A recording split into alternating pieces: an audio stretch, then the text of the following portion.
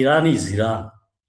I have my মানে আমার ফুল mental support আছে ইরানের প্রতি। আই এম এ মুসলিম, দে আর মুসলিম। শিয়া সুন্নি এগুলা ফালতু কথা, এগুলা বলা যাবে না, বলা উচিতও না। ইরানের পাশে থাকা উচিত মুসলিম কান্ট্রি হিসেবে। শিয়া সুন্নি নিয়ে যে আকিদাগত ভাবে আমাদের দেশেও একটা বিভক্তি করা হয়ে থাকে, যে ইরান শিয়া বা তাদের সঙ্গে আমাদের যায় না, বা আকিদাগত পার্থক্য রয়েছে। ইনকেস যদি আমেরিকা ইরানকে পরাজিত করতে পারে এবং যদি আমেরিকার জয়লাভ হয়, ইসরায়েলের জয়লাভ হয়, সেক্ষেত্রে এই অঞ্চলে যে সকল মুসলিম দেশগুলো রয়েছে তাদের জন্য আসলে কতটুকু বিপজ্জনক হতে পারে, বা ইরান এই অঞ্চলের মুসলিম কান্ট্রি গুলোর জন্য কতটুকু নিরাপত্তার কাজ করতেছে?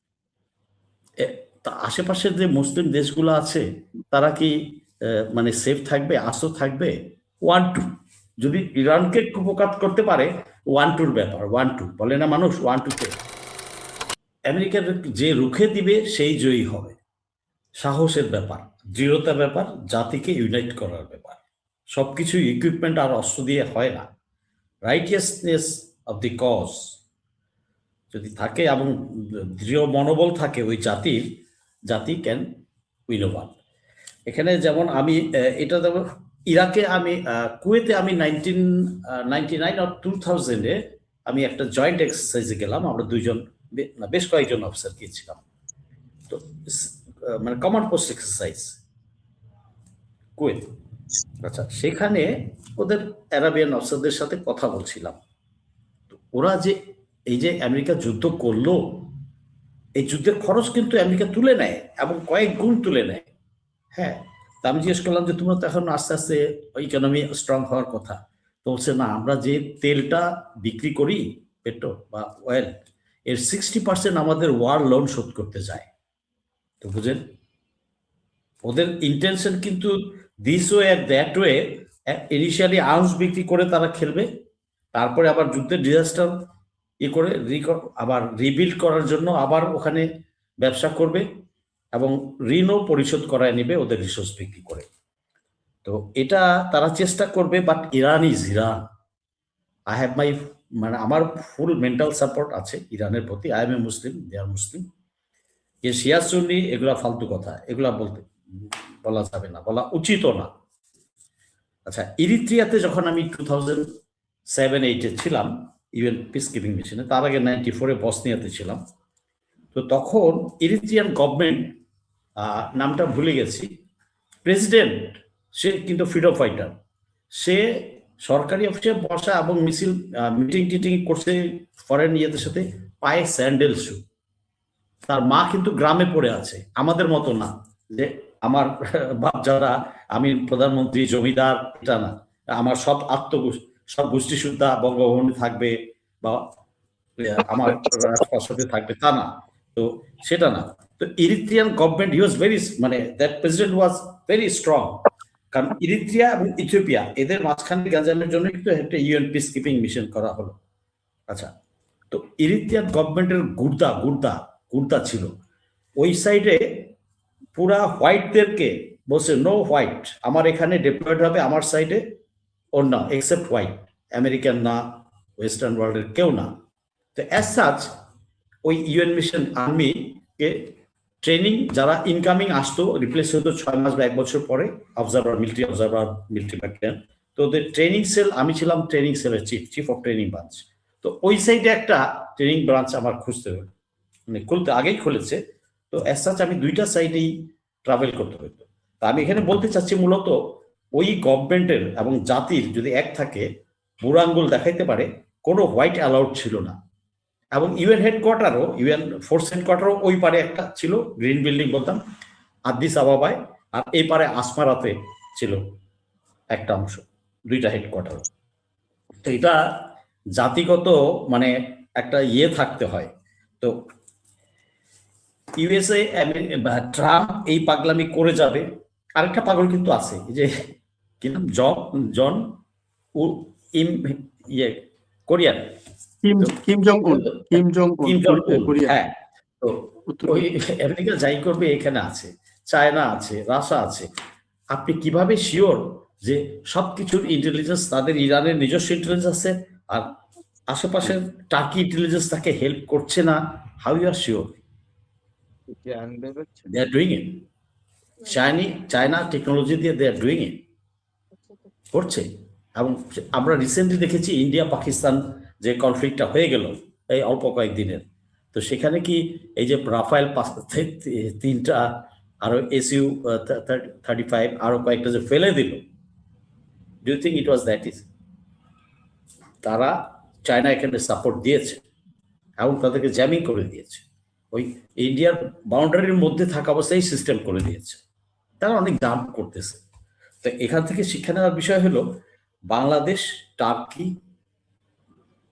Pakistan, China, we should have a defence pact বা সার্বভৌমত্ব চুক্তি, মানে কেউ অ্যাটাক হলে আমরা ই করবো, যেটা সৌদি পাকিস্তান হচ্ছে, এবং এটার সাথে রিসেন্টলি টার্কিও ইন হবে। বাংলাদেশে যদি হয় তো ভালো। তো এইটা করা উচিত আমাদের। আর আমাদের এই দেশ থেকে যত তাড়াতাড়ি দালাল নির্মূল করা যায়, একটু মুসলমান বানানো যায় মির্জাফর গুলাকে, তত মঙ্গল। যেই কারণগুলাতে ওইসব দেশে রেয়ার আর্থের জন্য এবং অন্যান্য রিসোর্সের জন্য অ্যাটাক করছে, I am afraid. Dan Mozena চলে যাওয়ার আগে কিন্তু বলেছিলেন একটা কথা, যদি মনে করতে পারেন, যে বাংলাদেশ সম্ভাবনাময়ের দেশ। তারা অনেক সার্ভে করে ফেলে, 30-50 ইয়ার্স আগে থেকে প্ল্যানিং করতে থাকে। So I am afraid. আর বাকি আমি এখানে বললাম না। তো এইটার উই হ্যাভ রিসোর্সেস, কে বলেছে রিসোর্সেস নাই? বাট ইউ সি 2002-03 দিকে আমেরিকানরা চিটং হিল ট্যাক্সের একটা সার্ভে করছিল, রাইট? তো ওইখানে আমাদের একজন অফিসার ছিল, ক্যাপ্টেন। ওখানে যারা সারাউন্ডেড ছিল, এটা আমি পরে শুনেছি, সারাউন্ডেড ছিল, ওখানে আশেপাশে কোনো নর্মাল লোক যেতে, সিভিলিয়ান যেতে পারতো না। তো that captain use to gossip and in the evening having a beer and all. তো বললো, ইসি captain, you have food but you cannot take it. তোমার খাবার আছে কিন্তু তুমি খেতে পারবে না। ইসি কি বলতে চাচ্ছে সে? আমাদের গ্যাস আছে, বে অফ বেঙ্গলের 50 কিলোমিটার ভিতরে যান পার থেকে, উই হ্যাভ রিসোর্সেস। এটা এক্সট্রাক্ট করার আমাদের টেকনিক্যাল অ্যাবিলিটি নাই, ফিনান্সিয়াল অ্যাবিলিটি নাই। But government has to be that strong, that smart enough, that মানে স্ট্র্যাটেজিক ইস্যুতে হ্যাজ টু বি দ্যাট মানে এক্সপার্ট, অ্যান্ড বার্গেনিং টুলসে has to be that smart, so that win win situation, আমরা ফিউচারে win win সিচুয়েশনে Bangladesh can earn benefit. কারণ আমরা পারবো না, সত্যি কথা। অ্যাজ অন টুডে আমাদের টেকনিক্যাল অ্যাবিলিটি নাই, ফিনান্সিয়াল অ্যাবিলিটি নেই। বাট পুরা ওয়ার্ল্ডে কিন্তু কেউ মাস্তান না, তাইলে কিন্তু মানে একা কিন্তু রিসোর্সফুল না, তাহলে ন্যাটো নিয়ে আমেরিকা আসতো না আফগানিস্তানে। তার অন্যান্যদেরকেও দরকার হয়েছে, অ্যালাইজদেরকে দরকার হয়েছে। সে অ্যালোন কেন না? আমেরিকা যদি অ্যালোন এখানে যায়, সে কতগুলা ফেস করবে? ইরানকে ফেস করবে, ইরাক কিন্তু ছেড়ে দিবে না, ইরাকও কিন্তু সাপোর্ট দেবে, right? China, turkey, Russia, Korea. So think এত ইজি না যে আসবে আর তাকে তুলে নিয়ে যাবে, এটা না। ওই রেয়ার আর্থ যেটা বলছেন, plus other things, we should be cautious, Bangladesh should be cautious, আমার নেক্সট জেনারেশন শুড বি কশাস।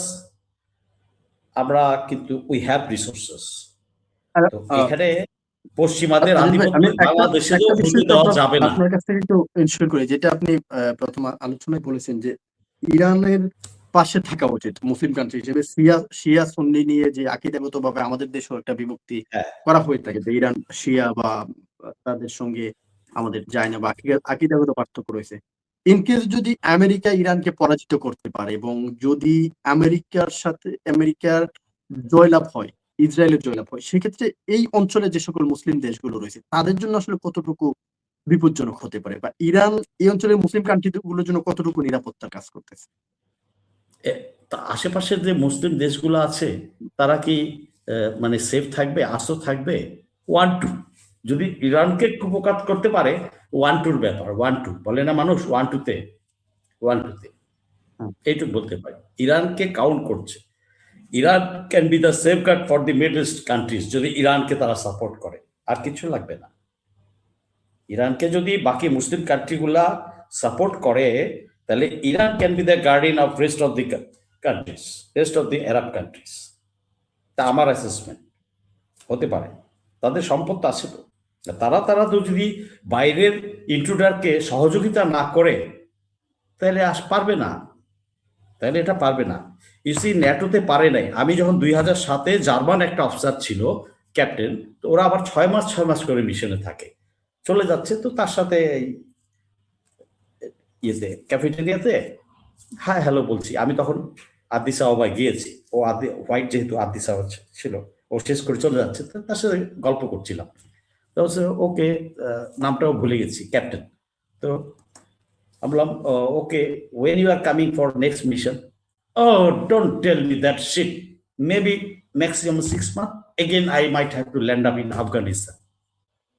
তো সে কিন্তু আফগানিস্তান আগে একবার করে আসছে। তাই আমি বললাম, okay, what is your assessment? তোমার ন্যাটো যে যাচ্ছ, পার্ট অফ ন্যাটো? ও don't tell me shit, can't, NATO bullshit, can't do anything. ও কিন্তু ন্যাটোর সোলজার, ও বলতেছে ন্যাটো ক্যানট ডু এনিথিং। আমি, why? You are so powerful. Well, don't tell me. In the morning, he is selling flower to me. In the evening, he is firing at me.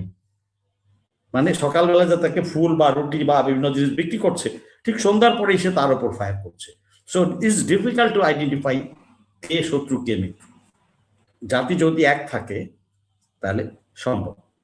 এটা Iraq, Iran এবং আরো কয়েকটা country যদি তাকে support করে, আর strategic কারণে China, Russia, Turkey, Korea, they will come up. তো সেই ক্ষেত্রে অল পলিটিক্স, ইন্টারেস্ট বায়াসড কিন্তু। হ্যাঁ, আমি আমার ফ্রেন্ডের ইন্টারেস্ট প্রোটেক্ট করলে আমার ফ্রেন্ডও আমার ইন্টারেস্ট প্রোটেক্ট করবে।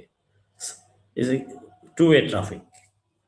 তো আমেরিকা যেটা করছে এটা পারবে না, আর Israel will have to pay.